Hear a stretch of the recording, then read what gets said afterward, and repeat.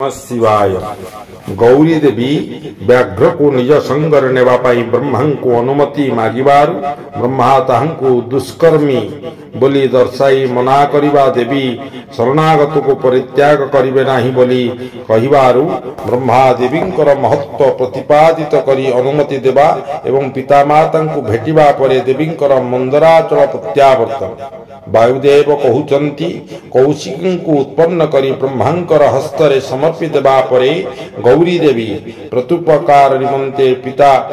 महंकु कहिले देवी कहिले आपण कौन मो आश्रम रे करुथिबा ये व्याघ्र को देखिछंती तपोवन रे दुष्ट जंतुंक ठारू ये मते रक्षा करियछि ये मोठारे मन लगाई अन्य भाव रे मते भजन करुअछि तेनु याको सुरक्षा मिलिबा उचित यार सुरक्षा भली मोर आउ किछि प्रिय कार्य नाही ये मोर अंतपुर रे विचरण करिवो भगवान शिव याको प्रसन्नता पूर्वक गणेश्वर प्रदान करिवे मु याको आगरे चलाई सखीमान संगरे ठारू फेरिबा को चाहू अछि एथि पई आपण मते आज्ञा दियंतु कारण आपण प्रजापति अटंती देवी एपरि कहिबारु तांकु भोली बोली बुझी ब्रह्मा हसी हसी सेई व्याघ्रर पुरातन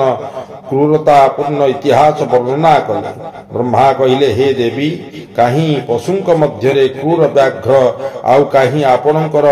मंगलमयी कृपा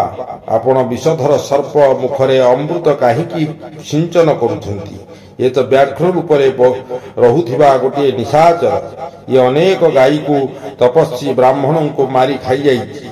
आहुरी मध्य ये प्राणीमान को मन इच्छा संतापित करिबा सह इच्छानुसार रूप धारण करी विचरण करे तेणु ये आपण पापकर्मर फल अवश्य भोग करिबा उचित ये परि दुष्ट प्रति आपण काहींकी कृपा करुछंती एतादृश कलुषित चित दुष्ट जीव ठारे देवींकर की काम देवी कहिले आपण जहा किछि कहिले सबु ठीक तथापि ये मोर शरण को आसीथिबारु मो पक्षे यहा को त्याग करिबा उचित हेबो नाही ब्रह्मा कहिले हे देवी आपणकर प्रति याहार भक्ति अछि बोली न जानी मु आपणक समक्षरे याहार पूर्व रचित वर्णना करिदेली यदि यहाँ मनरे भक्ति अछि तेबे पूर्व पाप यार कौन करिपारिबो कारण आपणकर भक्तर कदापि विनाश हुए नाही जे आपणकर आज्ञा पालन करे नाही से पुण्यकर्मी होई मध्य कौन करिवो हे देवी आपण अजन्मा बुद्धिमती आद्या शक्ति परमेश्वरी समस्तंकर बंधन ओ मोक्षर व्यवस्था आपणक अधीन आपणकर छड़ा आउ पराशक्ति किए अछि आपणकर बिना कौन काहाकू कर्मजनित सिद्ध प्राप्त होई पारिबो आपण ही असंख्य रुद्रंकर विविध शक्ति शक्ति रहित कर्ता तो कार्य केउ सफलता पाई पारिबो भगवान विष्णुंकर मते तथा अन्य देवता दानव राक्षसों को ऐश्वर्य प्रदान करिवा पई आपणकर आज्ञा ही कारण होइथियाए आपण आज्ञा पालन करी करी असंख्य ब्रह्मा विष्णु और रुद्र चाली गलेनी एवं भविष्यत रे मध्य केते आसीबे हे देवेश्वरी आपणकर आराधना न करी आमे सब श्रेष्ठ देवता मध्य चतुर्वर्ग साधन करिबा को असमर्थ हेउ आपणकर संकल्प मात्र के अविलंबे ब्रह्मत्व स्थावर तत्व ओलट पालट हो जाई था अर्थात ब्रह्मा स्थावर वृक्षादि हो जानती एवं स्थावर ब्रह्मा हो जानती कारण पाप पुण्यर फल व्यवस्था तो आपण द्वारा कृत आपण जगदीश्वर परमात्मा शिवंकर आदि मध्य अंत विहीन सनातन शक्ति आपण समग्र जगतर संचालन पाई कोनोसी अद्भुत मूर्ति रे आविष्ट होई नाना प्रकार क्रीड़ा करंती आपण को किए भला यथार्थ रूप रे जाई पारिबो तेनु ये पापाचारी व्याघ्र को भी आज आपणकर कृपारु परम सिद्धि प्राप्त करिबारे केही बाधा दी पारिबे नाही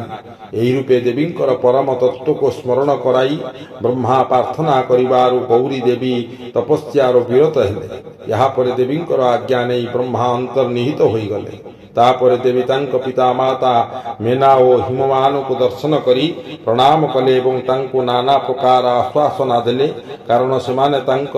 विरहरे व्याकुल थिले। यहाँ पर देवी उपवनर तपस्या प्रेमी वृक्ष गुड़िक आड़ को चाहिए से गुड़िक तांक सम्मुखरे पुष्प वर्षा करुथिले। मने होउथिला सते जेपरि वृक्ष माने भाबी वियोगर शोकरे मर्माहत होई अश्रुवर्षण करुछंती एवं वृक्ष शाखार बसिथिबा विहंग मानकर कलबर छलरे सते जेपरि व्याकुल होई दैन्य भाव रे नाना प्रकार विलाप करुछंती। यहाँ पर स्वामींकर दर्शन पाई उत्सुक होई से व्याघ्र को औरस पुत्र परि स्नेहरे आगे आगे चढ़ाई एवं सखींकर संगे कथावार्ता करिवा सहित निज अंग कांति रे दश दिग को उद्भासित करी गौरी देवी मंदराचल अभिमुखे यात्रा कले जोठी तांक स्वामी समग्र जगतर आधार स्रष्टा पालक और संहारक महेश्वर विराजमान थिले। जय जगन्नाथ। ओम नमः शिवाय।